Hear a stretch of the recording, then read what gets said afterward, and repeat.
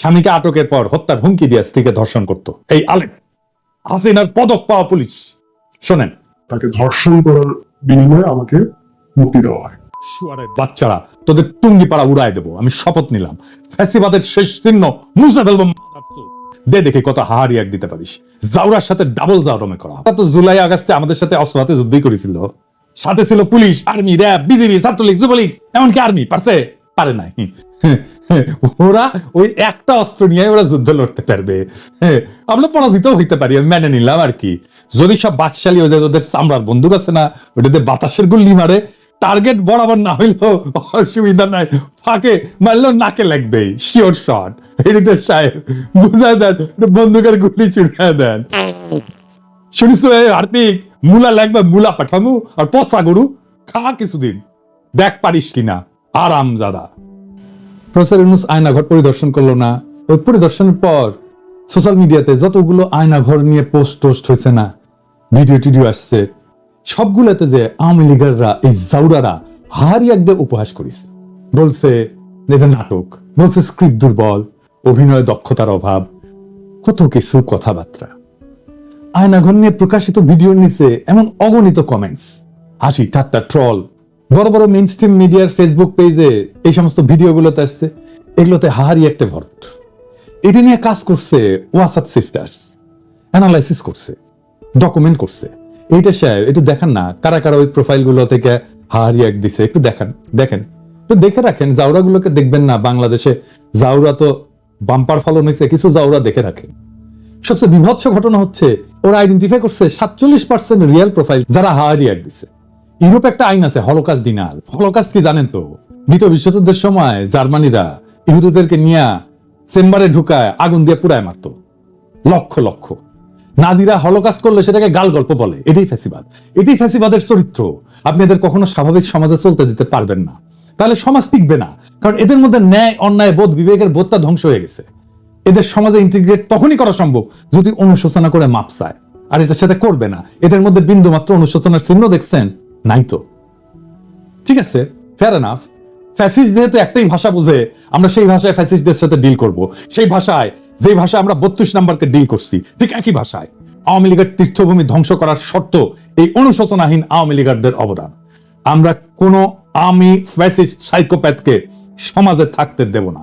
মাত্র কয়েকদিন আগের গণহত্যার কথা অস্বীকার করে। এরা মানুষ? এদের আপনি মানুষের মর্যাদা দিতে চান? এদের আপনি গণতান্ত্রিক অধিকার দিতে চান? গ্রেপ্তারকৃত হতভাগ্যের স্ত্রীকে রোজা ভাঙ্গায় ধর্ষণ করে যে হাসিনার পুলিশ, একবার না বারবার এই ভয়ঙ্কর ইতিহাস সামনে আসতেছে। সেই সময় বাংলাদেশে বসে হারি এক দেবে আর আমরা এটা মাইনা নেব? স্বামীকে আটকের পর হত্যার হুমকি দিয়ে স্ত্রীকে ধর্ষণ করত এই আলেম হাসিনার পদক পাওয়া পুলিশ। শোনেন, তাকে ধর্ষণ করার বিনিময়ে আমাকে মুক্তি দেওয়া হয়। শুয়ারের বাচ্চারা, তোদের টুঙ্গি পাড়া উড়াই দেবো, আমি শপথ নিলাম। ফ্যাসিবাদের শেষ চিহ্ন মুছে ফেলবো। দে দেখে কত হাহারি এক দিতে পারিস। জাউরার সাথে ডাবল জাউরমে করা হবে। ধানমন্ডিতে আওয়ামী লীগের অফিসের জায়গাটা সরকারের, এটা দীর্ঘমেয়াদের লিজ নেওয়া। এই লিজ বাতিল করে অধিগ্রহণ করে ফেলা উচিত। লিজের শর্তের আইনি পরীক্ষা করে যদি সম্ভব হয় দ্রুত লিজ বাতিল করে দিতে হবে। এটা ধানমন্ডি 32 নম্বরের জন্য প্রযোজ্য। আমরা এই জন্য আওয়ামী লীগকে নিষিদ্ধ করতে চাই। এদের পশ্চিমে অ্যাসাইলাম নেওয়ার রাস্তা যেন বন্ধ হয়ে যায়, আর যারা পশ্চিমে আছে তারা যেন আওয়ামী লীগের হয়ে জিন্দাবাদ দিতে না পারে। নিষিদ্ধ সন্ত্রাসী দলের সদস্য হিসেবে এদের যেন দেশে ফিরে আনা যায়, আর এদেরকে বিচারের মুখোমুখি করা যায়। দেখেন, ইলিয়াসকে হত্যা করতে চাইছে আমেরিকা আওয়ামী লীগের ভাইস প্রেসিডেন্ট, আবার পিএইচডি করেছে। কি রকম জাউরা এগুলো সেটা দেখে শুনেন। ইসলাম যদি আমাকে অ্যালাউ করতো কাউকে খুন করা, 1 নম্বরে আমি খুন করতাম, দিস গোয়িং টু লাইফ। 1 নম্বরে আমি খুন করতাম ওই একে, কি বলে, ইলিয়াসকে। Is another talented but very deeply rooted within the wrong process. And this Hasanat guy, ওরে বাংলাদেশে ফিরে আনতে হবে। আগে তাকে আমেরিকা আইনি ব্যবস্থার মুখোমুখি করতে হবে। আমেরিকায় যারা আছেন তারা ব্যবস্থা নেবেন। বেশি এক্সাম্পল লাগবে না, মোটামুটি 20-25টা এক্সাম্পল তৈরি করতে পারলে এরা প্যাকেট হয়ে যাবে। এরা ভিতর দিন, ওই যে কইছে না হাবিব মজুমদার অস্ত্র হাতে গেরিলা যুদ্ধ করবে, ওই মুখেই মারিতম ওরা। আমার কাছে মনে হয় এই দেশকে, মানে এইখানে একটা যুদ্ধ শুরু হয়ে গেছে। এই যুদ্ধে এখন আমাদেরকে স্বাধীন করবার পালা। অস্ত্র হাতে নামতে হবে, এখানে গেরিলা যুদ্ধ করতে হবে, এখানে আমাদেরকে ট্রেনিং নিতে হবে। হাফিজ মজুমদাররা তো জুলাই আগস্টে আমাদের সাথে অস্ত্র হাতে যুদ্ধই করেছিল। সাথে ছিল police, army, RAB, BGB, Chhatra League, Jubo League, এমনকি আর্মি। পারে নাই। ওরা ওই একটা অস্ত্র নিয়ে ওরা যুদ্ধ লড়তে পারবে। আমরা পরাজিত হইতে পারি, আমি মেনে নিলাম আর কি। যদি সব বাকশালী হয়ে যায়, ওদের চামড়ার বন্দুক আছে না, ওটাতে বাতাসের গুল্লি মারে, টার্গেট বরাবর না হইলেও অসুবিধা নাই, ফাঁকে মারলেও নাকে লাগবে, শিওর শট। এদিকে সাহেব বুঝায় দেন, বন্দুকের গুলি চুড়িয়ে দেন। শুনিস হার্পিক, মুলা লাগবে, মুলা পাঠামু আর পচা গরু খা কিছুদিন, দেখ পারিস কিনা। আরাম জাদা। আওয়ামী লীগারদের ফেসবুক প্রোফাইল দেখলে ব্লক করবেন, ওদেরকে ওদের বাবলের মধ্যে আটকায় ফেলেন, দেখবেন না ওদের পোস্ট, ইন্টারাক্ট করবেন না ওদের পোস্টে, ওরা শুকায় মরবে। আমরা এই দেশের 95% মানুষ, ওদের এইভাবে বিচ্ছিন্ন করে দিলে ওরা শুকায় মরবে। সোশ্যাল স্পেসে, ইউটিউবে আনসাবস্ক্রাইব করবেন যদি ওদের চ্যানেল ট্যানেল থাকে। আর একটা বিষয়, ওই যে পুলিশের ইউনিফর্ম তো বদলাইতেছেন না, ভালো, কিন্তু পুলিশের লোগো বদলাইতে হবে। যে লোগোর মধ্যে নৌকা আছে, অভিশাপের চিহ্ন। কিভাবে পুলিশকে পুলিশ লীগ বানানো হয়েছে সেটার অডিও ক্লিপ ফাঁস হয়েছে, শুনেন। এই যে বেনজির হারামজাদার কথা শুনেন, আমেরিকার স্যাংশন পাওয়া কোটি লুকে আছে, এটা বের করেন, শুনেন। জি স্যার, আপনি আপনার বক্তব্য কন্টিনিউ করেন স্যার প্লিজ। Thank you. তো আমরা ওই দিকে যাই। Thank you so much. আমি একটু যে তরুণ কথা উত্তর দিই। আওয়ামী লীগ আমলে যত রিক্রুটমেন্ট হয়েছে এগুলো কিন্তু সব পুলিশ ভেরিফিকেশন করে রিক্রুটমেন্ট করা হয়েছে, ঠিক আছে? যে কারণে এরা ক্ষমতা এসে কিন্তু সারদা থেকে প্রচুর লোককে তারা পুলিশের ট্রেনিং থেকে বাদ দিয়ে দিচ্ছে। কেন বাদ দিচ্ছে ইউ ক্যান আন্ডারস্ট্যান্ড। আমরা আমাদের সময়, আমি যে কদিন ছিলাম বা তার আগেও আওয়ামী লীগের আমলে আমাদের জানা মতে মানে ওই ভিন্ন মতাদর্শ কোনো লোকজন সহজে ঢুকতে পারে নাই, বিকজ এগুলোকে সব আগে পুলিশ ভেরিফিকেশন করে এরা কে কোন মতাদর্শে সেগুলো নিশ্চিত হয়েই চাকরি দেওয়া হয়েছে। এটা আপনার জানার জন্য। এই জন্য কিন্তু ওই কালকেও কোথায় পরশুদিন কোথায় কথা বলছিলাম, তারা বলছিল যে এরকম লোকজন বলে যে এটা বেনজিরের বাহিনী, ঠিক আছে? এবং পুলিশকে কিন্তু এরা বিশ্বাস করে না, এরা খুন করে ক্ষমতায় আসছে, আবার এরা কিন্তু পুলিশকে বিশ্বাস করে না। যদিও এই মুহূর্তে তারা প্রচুর লোকজন নিয়ে আসছে, ওই যে রিটায়ারমেন্ট থেকে এখান থেকে সেখান থেকে এনে বসিয়েছে। ওই যে আপনার 2008 সালের আগে 9 সালের আগে যারা রিক্রুট ছিল পুলিশে তাদেরকে সামনে নিয়ে আসছে, এইভাবে কিছু লোকজনকে সামনে নিয়ে চালানোর চেষ্টা করছে, কিন্তু বেসিক্যালি কিন্তু তারা পুলিশকে বিশ্বাস করে না। তারা মনে করে যে এগুলো আওয়ামী লীগের সমর্থক, পুলিশ ইন্টার বাহিনী আওয়ামী লীগের সমর্থক। আর আমি মনে করি যে এই আওয়ামী লীগের পুলিশ বাহিনী তো আসলে বঙ্গবন্ধুর নেতৃত্বে কাজ করার ঐতিহ্য ইতিহাস আছে। আপনারা জানেন যে আপনার 25শে মার্চ কাল রাত্রে তো যে অ্যাটাক গুলো হয়েছে তার মধ্যে প্রধান হচ্ছে রাজারবাগ পুলিশ লাইন, এবং তারাই প্রথম কিন্তু স্বাধীনতার সপক্ষে প্রথম গুলি বর্ষণ তারাই করেছে কিন্তু পাক আর্মিদের বিরুদ্ধে। তো ওখান থেকে কিন্তু এদের এই বাহিনীর একটা ঐতিহ্য আছে, প্রো আওয়ামী লীগ ঐতিহ্য বা প্রো লিবারেশন ঐতিহ্য আছে, এবং কন্টিনিউয়াসলি মাঝখানে যদিও অনেক বছর আওয়ামী চেতনার যারা বিরোধী তারা ক্ষমতায় ছিল তাদের লোকজন ঢোকানোর চেষ্টা করেছে, but end of the day আমি মনে করি এখনো এই প্রো লিবারেশন বা প্রো এল ফোর্স এই ফোর্সের মধ্যে বা সদস্য এই ফোর্সের মধ্যে সংখ্যাগরিষ্ঠ। তো সে আস্থা থাকতে হবে, আমার মনে আস্থা থাকা ভালো, এবং এন্ড অফ দ্য ডে দেখবেন যে এরাই আপনার একসময় সহযোগী হয়ে দাঁড়াবে আর কি। এই মুহূর্তে হয়তো না পারলেও কোন একটা সময় সহযোগী হয়ে এদের সহযোগিতা আপনারা পাবেন। আর আমি চেষ্টা করছি পুলিশ বাহিনীর সদস্যদের যারা আপনারা জানেন যে প্রচুর লোকজন তো যখন 5ই আগস্টের পরে প্রচুর পুলিশের সিনিয়র অফিসাররা কর্মস্থল ত্যাগ করে গেছে, আর আসে নাই। আর প্রায় 300-350 অফিসারকে ইতিমধ্যে চাকরিচ্যুত করা হয়েছে। সমসংখ্যক কর্মকর্তাকে বিভিন্ন জায়গায় সংযুক্ত করে রাখা হয়েছে, মানে তাদের ডিউটি থেকে প্রত্যাহার করে অকার্যকর করে রাখা হয়েছে, এবং করে তারপরে এই যে এই গ্যাপে তারা ওই যে আওয়ামী লীগ যখন ক্ষমতায় ছিল না সেই সময় যে রিক্রুট যারা তাদেরকে নিয়ে আসা হয়েছে, অনেকে রিটায়ার করছে তাদেরকেও নিয়ে আসা হয়েছে। তাহলে এটা ভঙ্গুর অবস্থা, এটা এই বাহিনীর। আমি চেষ্টা করছি যারা বাহিনীতে কাজ করতেছে তাদের সঙ্গে যোগাযোগ স্থাপন করার জন্য। এটা আমি করে যাব, যাতে করে এই বাহিনীর সহযোগিতা সাপোর্ট আপনারা পেতে পারেন, সে চেষ্টা আমার অব্যাহত থাকবে। আর রিগার্ডিং দলীয় প্রোগ্রাম, এটা তো মাননীয় প্রধানমন্ত্রী দেবেন, নেত্রী দেবেন, যেটা প্রোগ্রাম দিবেন যেটা ওখান থেকে আসবে সেটাই আমাদের সবাইকে বাস্তবায়ন করতে হবে, বলবৎ করতে হবে। তবে বলবৎ বাস্তবায়ন কিভাবে করবেন এটা হচ্ছে আপনার মনসিয়ানা। যেমন ওই যে এটা করতে গিয়ে তো অনেক প্রায়োগিক ক্ষেত্রে অনেক সমস্যা উদ্ভব ঘটতেছে, আমি জানি, বিভিন্ন সময় আমার সঙ্গে অনেকে কথা বলে। তো এই যে সমস্যাগুলো হচ্ছে সেগুলোকে আমাদের স্থানীয় পর্যায়ে সেগুলোকে মোকাবেলা করে এটা এই পুলিশকে রাহুমুক্ত করতে হবে। যারা রাহুমুক্ত করার কাজ করতেছে তাদের বিরুদ্ধে ষড়যন্ত্র শুরু হয়েছে, বুঝছাও? কারা করতেছে নাম কইলাম না, কিন্তু আমরা সব জানি।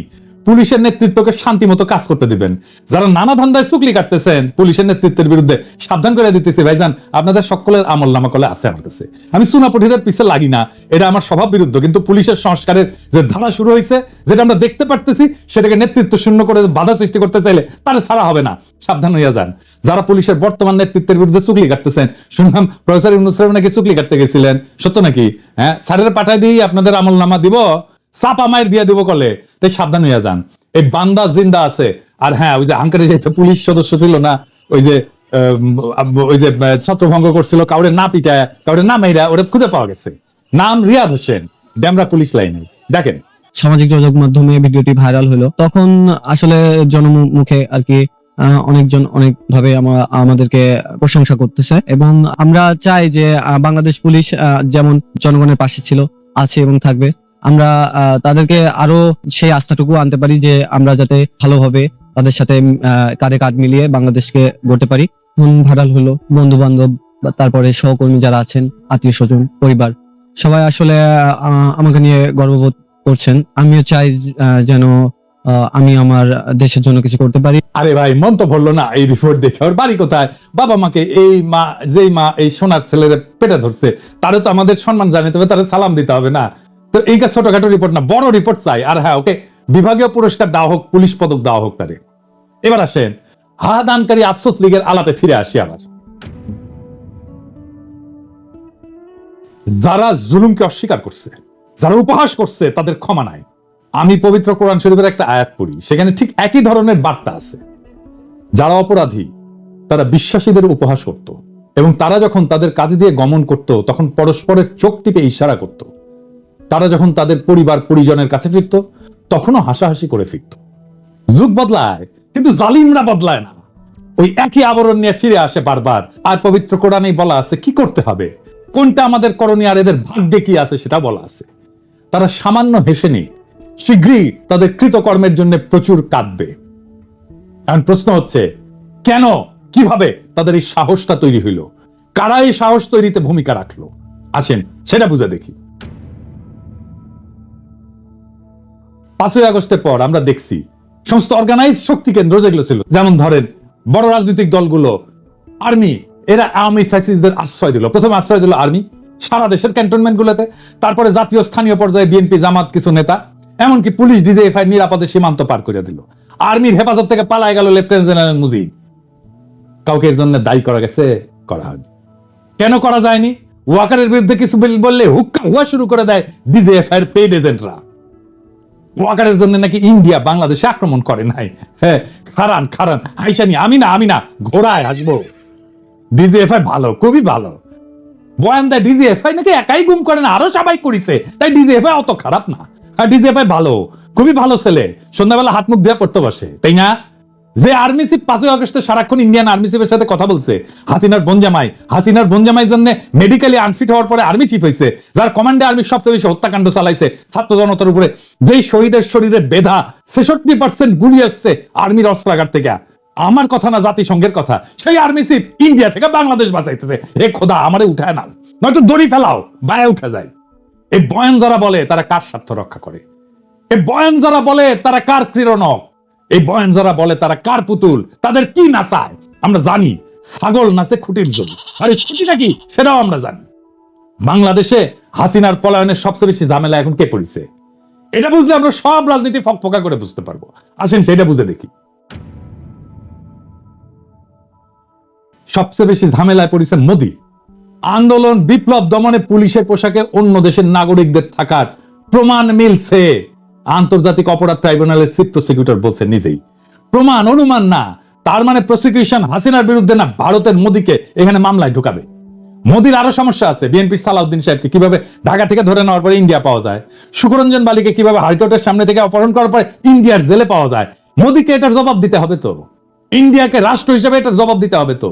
হাসিনাকে, তার দলের সব দুর্বৃত্তকে কেন আশ্রয় দিচ্ছে ইন্ডিয়া? আর কিভাবে বাংলাদেশের রাজনীতিতে হস্তক্ষেপ করছে সেটা তো আমরা জানি। হাসিনার অপরাধের সলিড এভিডেন্স পাওয়া গেছে জাতিসংঘ থেকে। আমরা করি নাই, প্রফেসর ইউনূস করে নাই, প্রফেসর ইউনূসের প্রশাসন করে নাই, করছে থার্ড পার্টি জাতিসংঘ। এইটার কোন যদি কিন্তু নাই, এর সে সলিড এভিডেন্স হয় না। বাংলাদেশের আদালতে বেইজ্জতি, এটা মোদি ঠেকাইতে চায়। এইটা ভারত রাষ্ট্রের জন্য জরুরি, কিভাবে ঠেকাবে? একটাই রাস্তা আছে, প্রফেসর ইউনূসকে যত দ্রুত সম্ভব বিদায় দেওয়া। প্রফেসর ইউনূসকে বিদায় দিতে পারলে বাংলাদেশের সবকিছু আগের অবস্থায় চলে যাবে। এইখান থেকে পাইছে সাহস, আবার আগের গৌরব, আবার হেডং নিয়ে আমরা আসতেছি, আর টাকা পয়সা তো আছেই, সবাই কিনে ফেলবে, এই হইতেছে প্ল্যান। সেই জন্য আগাম নির্বাচন, দ্রুত নির্বাচন, এই সমস্ত আলাপ ইস্তানিয়া প্রোগ্রাম করে আর এক্সিকিউট করে কি? দ্রুত নির্বাচন আর প্রফেসর ইউনূসের দ্রুত বিদায়, এই ইন্ডিয়ান প্ল্যান এক্সিকিউট করে। আপনারা বুঝা হোক না বুঝা হোক, ইন্ডিয়ান ব্যাগেজ কান্দে নিছেন, এই ব্যাগেজ আমরা মাইনা নেব না, কোনোদিন মাইনা নেব না। বাংলাদেশের রাজনৈতিক দলগুলো কখনো জনগণকে দেওয়া প্রতিশ্রুতি রাখে নাই, ইতিহাস সাক্ষী। 1990 3 জোটের রূপরেখা রাখে নাই। তত্ত্বাবধায়ক সরকারকে প্রশ্নবিদ্ধ করছে প্রথমে বিএনপি, বিচারপতির বয়স বাড়ায়, এরা ক্ষমতায় থাকার জন্য সবকিছু করতে পারে। বিএনপি নির্বাচনের আগে যাই বলুক এটা রাখবে না, সে কোনো সংস্কার করতে দিতে চায় না। নির্বাচন হইলে সবকিছু কইরা ফেলবো, এটা হইতেছে ওই সেই প্রেমিকের মতো, যে প্রেমিকার সামনে এসে তার সাথে প্রেম করার জন্য যা কিছু বলে সবকিছু মিথ্যা, ওই মিথ্যা কথা বলতেছে তারা। প্রেমিকার সামনে উত্তেজিত প্রেমিক এসে যা যা বলে না, বিএনপি তাই বলতেছে নির্বাচনের জন্য, কোনোটা রাখবে না, সে কোনো সংস্কারও করতে দিতে চায় না। আওয়ামী লীগ নিষিদ্ধের কথা বললে বলে জনগণ ঠিক করবে। আরে বাবা, জনগণ কেমনি ঠিক করবে? গণভোট কইরা তো গণভোট করেন এখন আওয়ামী লীগ নিষিদ্ধের প্রশ্নে, সেটা তো করতে দিতে চান না। সামনে সংসদ নির্বাচনে আওয়ামী লীগকে অংশ নিতে দিলে আপনি কবে জনগণের রায় নেবেন আওয়ামী লীগ নিষিদ্ধের ব্যাপারে? জনগণ করবে, কিভাবে করবে সেটা তো বলতে হবে। জনগণ তো একটা বিমূর্ত জিনিস, মানে আপনি একটা ধোঁয়াশা তৈরি করতেছেন জনগণ নামের এক বিমূর্ত শক্তির অনুমোদনের কথা বইলা। এই সরকারের নাকি ম্যান্ডেট নাই, সংবিধান সংস্কারে তো বিএনপির ম্যান্ডেট থাকবে, সে 2/3 মেজরিটি পাবে, কিভাবে জানে? পাবে না তো, তার মানে সংবিধান সে পাল্টাতে পারবে না। তখন বলবে আমরা কিভাবে পাল্টাবো, আমাদের তো মেজরিটি নাই। তারপরে প্রশ্ন থাকে, সে কি সংবিধানের মূলনীতি পাল্টাতে পারবে যদি মেজরিটি 2/3 মেজরিটি পায়ও? পারবে না, কারণ যে সংবিধানের অধীনে সে নির্বাচন করবে, শপথ নিবে, সেই সংবিধানের মূলনীতিকে সে পরিবর্তন করতে পারবে না। নির্বাচন হইলে কোনো বিচার হবে না, আপনারা লিখে রাখতে পারেন। মোদি আর ইন্ডিয়া আবার চিরজীবনের জন্য মাপ পেয়ে যাবে। ওই সংবিধানে থাকবে ধর্মনিরপেক্ষতা, গণতন্ত্র, বাঙালি জাতীয়তাবাদ আর সমাজতন্ত্র। সেইটা আমাদেরকে এত রক্তের পর, বিপ্লবের পরেও আমাদেরকে ওই সংবিধানই টাইনা নিয়ে যাইতে হবে। মোদি আর ইন্ডিয়া চিরজীবনের জন্য মাপ পেয়ে যাবে। তাদের যে আমরা পাইরা ফেলতে পারছিলাম, সেই সুযোগ হেলায় আমরা হাতছাড়া করে ফেলবো। কম্প্রোমাইজ করে ফেলবে যারাই ক্ষমতায় আসুক, কে আসবে আমি জানি না, যারাই আসুক রাজনৈতিক দল তারাই কম্প্রোমাইজ করে ফেলবে। প্রফেসর ইউনূসের সামনে গিয়া রাজনৈতিক দলগুলো এক কথা বলে, বাইরে এসে আর এক কথা বলে। প্রফেসর ইউনূস দিছে চাপা মায়ের, ওস্তাদের মায়ের শেষ রাতে কইছে আপনারা যা চান লিখে দেন, কোন সংস্কার চান, কোনটা চান না, কোনটা আংশিক চান, কোন সংস্কারই চান না, সেটা লিখে যা চাইবেন। আমাদের তো কোনো এজেন্ডা নেই, সবাই মিলে যেটা চাইবেন শুধু সেটাই আমরা করব। তবে আমরা ওয়েবসাইটে দিয়ে দেবো কে কি চাইছিলেন। আপনারা কোন দল কোনটা ইয়েস বলছেন আমরা রাজি, কোন দল নো বলছেন আমরা রাজি না, কোন দল বলছে আমরা সংস্কার রাজি, আমরা সবাই ওয়েবসাইটে দিয়ে দেবো। দেশের যে কোনো মানুষ দেখতে পাবে কোন কোন বিষয়ের প্রতি তার সম্মতি আছে, কোন বিষয়ের প্রতি মানুষের সম্মতি নেই। এটা কোনো গোপন জিনিস না, এটা রাজনৈতিক দলের একটা বক্তব্য। আপনি বলেন যে আমি কোনটার দিকে সম্মতি নেই, লিখে দেন, আমরা একটা ওয়েবসাইটে দিয়ে দেবো যে এইটার এই দলের তারা বলেছেন কোনটার প্রতি সম্মতি, অথবা আমরা সব কাটার প্রতি আমরা একমত হলো, আমরা একমত হতে পারি, আমরা কিছুটা সংশোধন সাপেক্ষে একমত হতে পারি, অথবা এইটাতে আমরা রাজি না, এটা আমরা করতে চাই না, হতে পারে। আপনাদের ইচ্ছাটা প্রতিফলন করে, আমাদের দায়িত্ব হলো জাতির সামনে আপনাদের ইচ্ছাগুলোকে তুলে ধরা, এর ভিত্তিতে আমরা কি কাজ করবো সেটা আমরা পরে দেখার পরে ঠিক করবো যে এটা কি করা যায়, আপনাদের বক্তব্যগুলো কি আছে। বুঝছেন? ব্যাস, মুখে এখন তালা। এইবার রাজনৈতিক দলগুলো বুঝবে অ্যাকাউন্টেবিলিটি কারে বলে, দায় নেওয়া কাকে বলে। এইবার তারা বুঝবে রাজনীতি জিনিসটা কত কঠিন, জটিল। এটা ছেলের হাতের মোয়ানা। এতদিন ভাল সুন্দর সাথে খেলছে তো বুঝতে পারে নাই রাজনীতি কত কঠিন। এবার প্রফেসর ইউনূসের সাথে খেলতে গেছে, বুঝেছে প্রফেসর ইউনূস একাই খেলে দিছে একটা কথায়। রাজনৈতিক দলগুলোকে বলি, কোন বিশেষ দলকে উদ্দেশ্য করে বলতেছি না, সবাইকে বলতেছি, বাংলাদেশে ইন্ডিয়ান ব্যাগেজ নিয়ে রাজনীতি করার দিন শেষ। ইন্ডিয়ান ব্যাগেজ থাকলে আপনার রাজনীতির কোনো ভবিষ্যৎ নাই। আপনি যত বড় রাজনৈতিক দল হন না কেন, কোনো লাভ নাই। পিনাকির আপনি হুতায় ফেললেও আপনি বেচবেন না, পিনাকি হইতে যাবে কিন্তু আপনি বেচবেন না। বাংলাদেশের রাজনৈতিক বাস্তবতা আপনাদের ইন্ডিয়ান ব্যাগেজ নিয়ে রাজনীতি করতে দেবে না, ফুল স্টপ।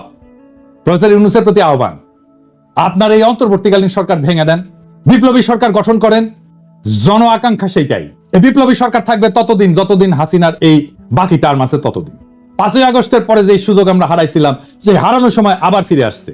এই মুহূর্তে আবার হারায় যাওয়ার আগেই বিপ্লবী সরকার গঠন করেন। দেশের রাজনীতির গুণগত পরিবর্তন হয়েছে, তাকে ধারণ করেন।